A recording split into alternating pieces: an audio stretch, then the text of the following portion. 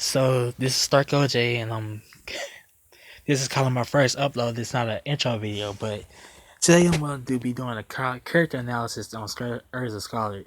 And basically, what I'm gonna do with a character analysis is pretty much just break down the character and kind of take down some of the debunk some of the misconceptions the character have on his name. And the biggest, kind of general misconception that Erza got is that she's just, a girl, like a fan service character that is just a badass female. But I'm trying to tell her this. I'm gonna try to debunk that and say that she's more of a character. And the way I'm gonna do it, I'm gonna give you the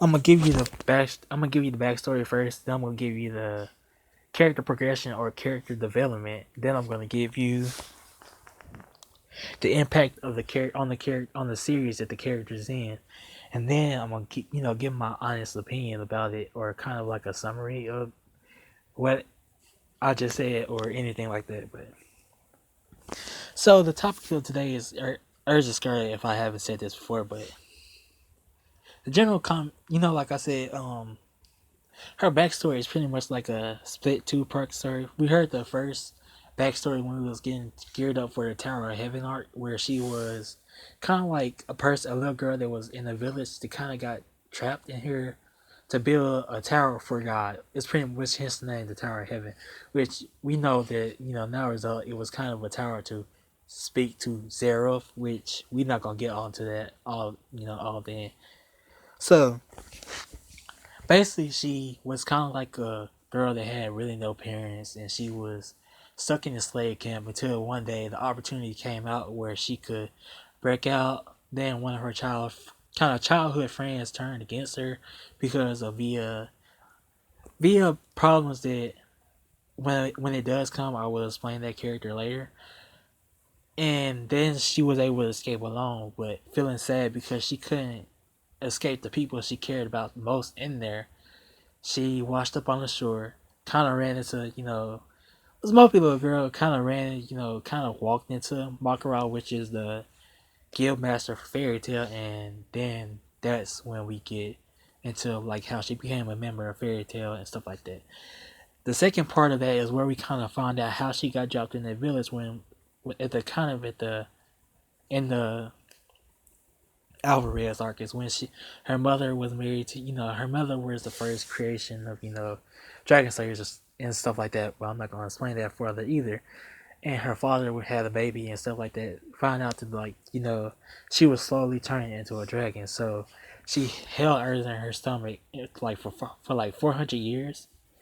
And then she finally gave birth to her, realizing that she didn't have the heart to take the body of her daughter. She dropped her off in that village, which hence is why she housed the other part of her backstory. The first part we got introduced kind of comes together. So we go on to character progression.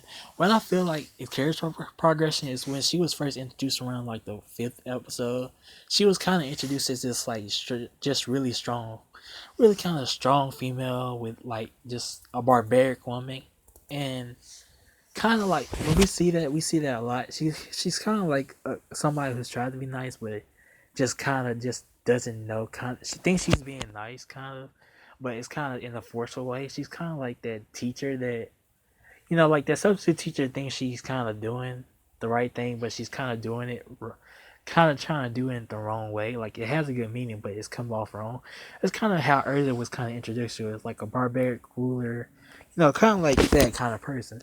And further, we get to her real untapped potential as a real character around at the beginning of the beginning and that Tower of Heaven arc, and then because where a lot of that stuff happened was her revisiting her own wounds, and it kind of showed that she was just not this woman that had no feelings, or she was just this woman that was strong. It kind of put her in a vulnerable position that I always liked about her character. She was always somebody who was still strong to me, and I felt like it was good to have a strong female character, but it was always great to show a female character that can play both sides of the card without being just strictly dominant to one side.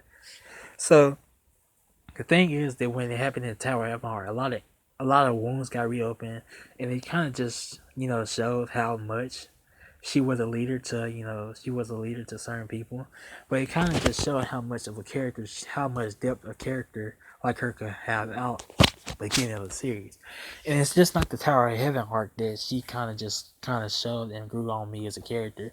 It's how she reacted during the Evelyn arc, how she reacted to this, all the way to Fairy Tail 100-Year Quest. It was kind of just always how her character wasn't just this part, and she had a whole complete side of herself that then overtake the other side, same with her dominant side. Not she didn't have a dominant side.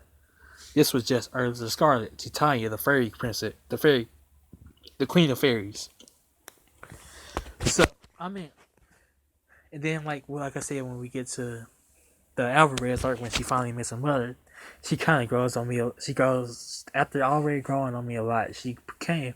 That's when she kind of like I was kind of solidified during that like Tyleros arc, but really kind of solidified me is a really like one of my favorite female characters of all time. It's pretty much during the Alvarez arc when she pretty much gave that speech to Natsu, and after she gave her that like little talk to her mother, when she literally went out and said that you may like that I have no family besides my guildmates, and telling her that the only person I recognize as my parents is Makarov, and you're just another enemy of Fairy Tail, and I will cut you down. That's kind of when I just felt like, yes, she is automatically my first spot. And I know a lot of people say that takes too long, just like a character. I didn't say that she was kind of like my least favorite character or anything like that. She was still always a great, amazing character, amazing written character to me. It was just that when she said all that, and the much she did in that art alone, kind of just shot her way up there for me. But now we go into the impact of her on the series. The thing is that Erza kind of has a good impact on a lot of the series. I mean, she's the strongest female wizard, S-class wizard. She's also called the Queen of the Fairies, which is a highly named Titania. And I feel like you can tell that a lot of her guildmates care about her because in the Tower of Heaven arc, and she lost to somebody really important to her, and she started crying. Natsu punched her into something to knock her out because he didn't want to see her crying. That was always somebody who he thought of as like a strong leader, and that he didn't really want her to see her in that vulnerable state. Anyway, as of right now, on 100-Year Quest, which this will contain spoilers for obvious reasons. When she was fighting Loxus, it was to the point where you could sit there and look and say she really cares about this. Like, even when she lost the fight, she didn't think about that. She didn't think that, oh shoot, I just lost the fight on weak. She didn't automatically think about that. She literally said to herself, I think Loxus is a good fit. As long as I know you're still here, I know that there's still Fairy Tail is still in good hands.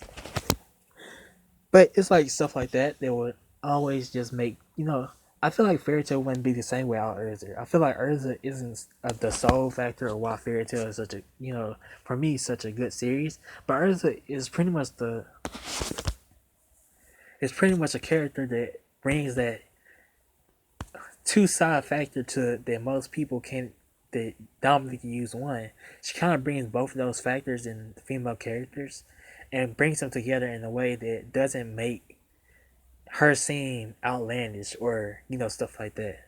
So that's pretty much the impact around the Fairy Tail series. But now my eyes are real summer. I think the general like I said, the general misconception is that she's just one time like, yes, she does have boobs. Yes, Fairy Tail is all like it has that. But she isn't just that person that is a badass and doesn't have any character. She has a lot of character, to be honest with you. She has a personality, you can easily see it. And she's just not that person, that she can just fight or she's or like she's just not that person. She has dreams, ambitions, stuff like that.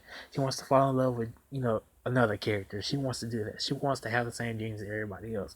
And when we see those as Fairy Tail fans, when we see those dreams kind of fulfilled for her, we automatically just love her even more.